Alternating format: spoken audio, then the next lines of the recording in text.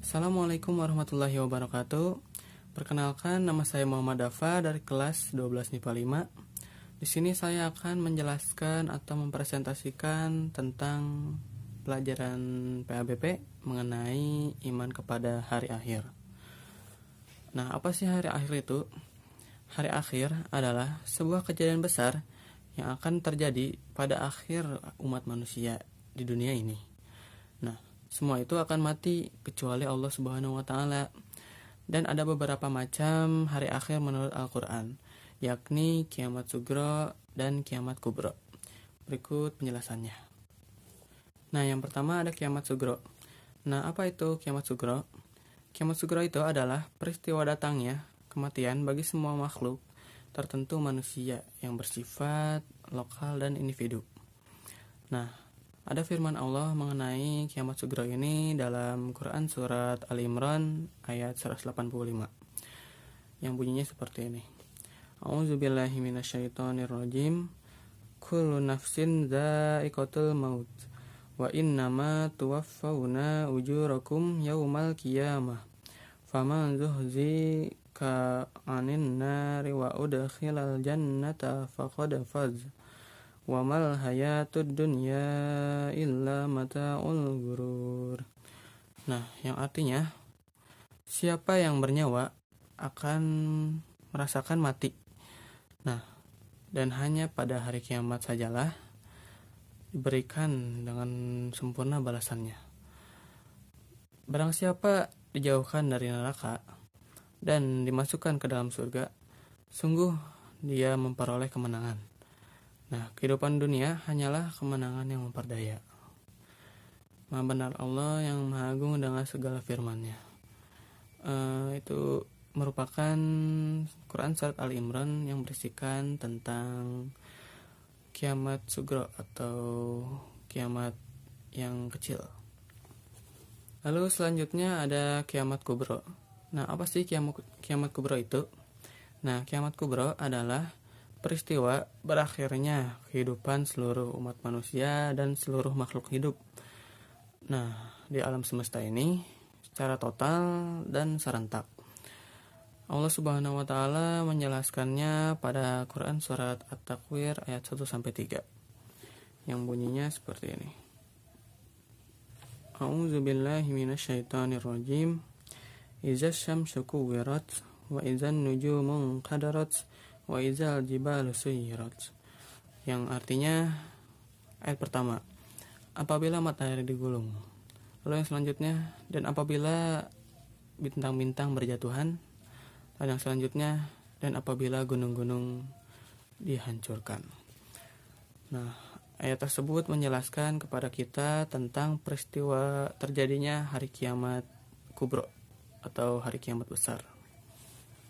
Lalu selanjutnya ada periode hari akhir.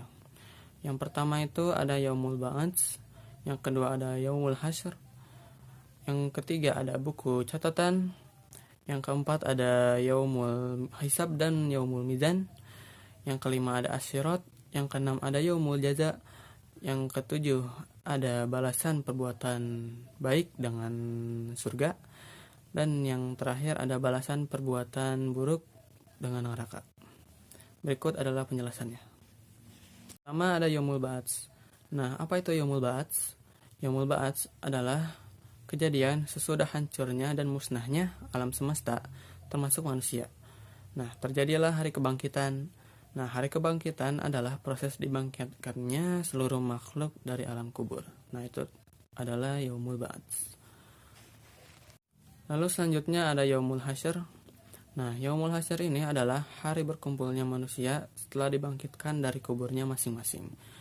Nah, yang selanjutnya ada buku catatan. Setiap manusia di alam mahsyar mempunyai buku catatan yang sudah dicatat malaikat Raqib dan Atid.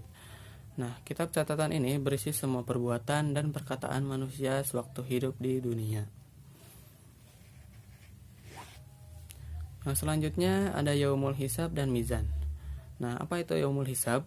Yaumul Hisab adalah hari ketika Allah Subhanahu wa taala memperlihatkan semua amalan di akhirat untuk dihisab. Nah, segala dosa dihitung dengan seksama dan teliti. Ketika amalan mereka dihitung, anggota tubuh mereka pun akan ikut menjadi saksi. Seperti itu.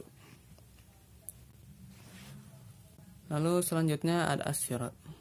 As-sirat itu adalah jembatan yang terbentang di atas neraka menuju surga. Mudah atau sulitnya melewati as-sirat itu tergantung kepada amal setiap manusia. Jika amal mereka baik dan banyak, maka akan mudah melewati jembatan itu. Sedangkan kalau sebaliknya, maka akan sulit untuk melewatinya. Nah, Rasulullah SAW bersabda, terbentanglah jembatan as-sirat itu di antara dua tepi neraka jahanam. Seperti itu.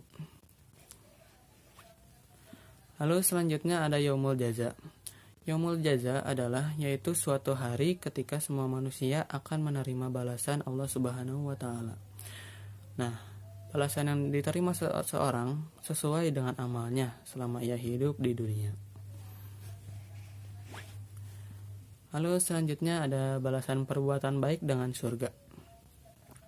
Nah, adapun bagi orang mukmin atau muslim yang bertakwa kepada Allah Subhanahu wa taala pasti akan menerima balasan yang setara, yaitu berupa surga.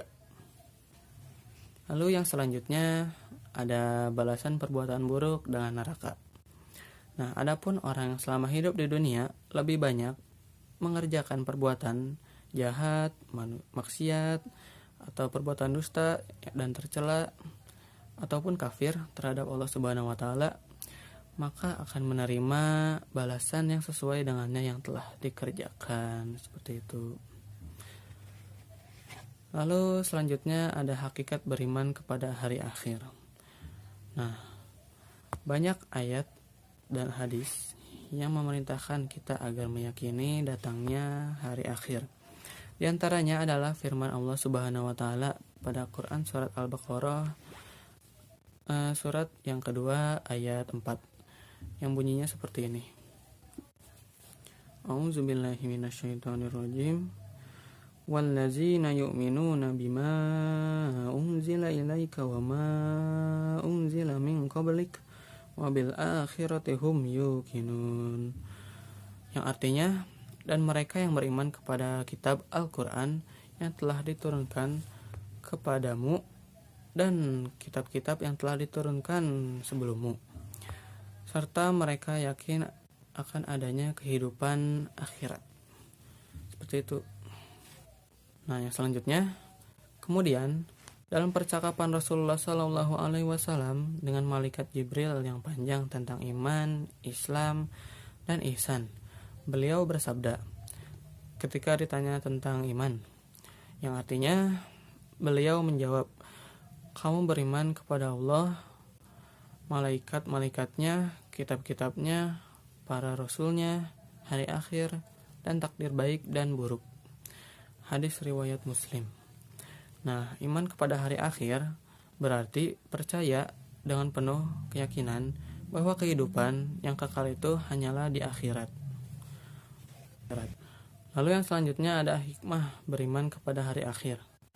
Nah, yang pertama itu ada muncul rasa kebencian kepada kemaksiatan yang berakibat murka Allah Subhanahu wa taala di dunia maupun di akhirat. Lalu yang selanjutnya ada menyejukkan dan menggembirakan hati orang mukmin dengan segala kenikmatan akhirat. Lalu selanjutnya yang ketiga ada selalu taat kepada Allah Subhanahu wa taala. Yang keempat ada senantiasa beramal baik dengan ikhlas. Dan yang terakhir ada menjauhkan diri dari perilaku buruk. Nah, sepertinya segitu saja yang dapat saya sampaikan dalam presentasi ini. Mohon maaf bila ada kesalahan maupun kekurangan dalam presentasi ini. Wabillahi taufiq wal hidayah. Wassalamualaikum warahmatullahi wabarakatuh.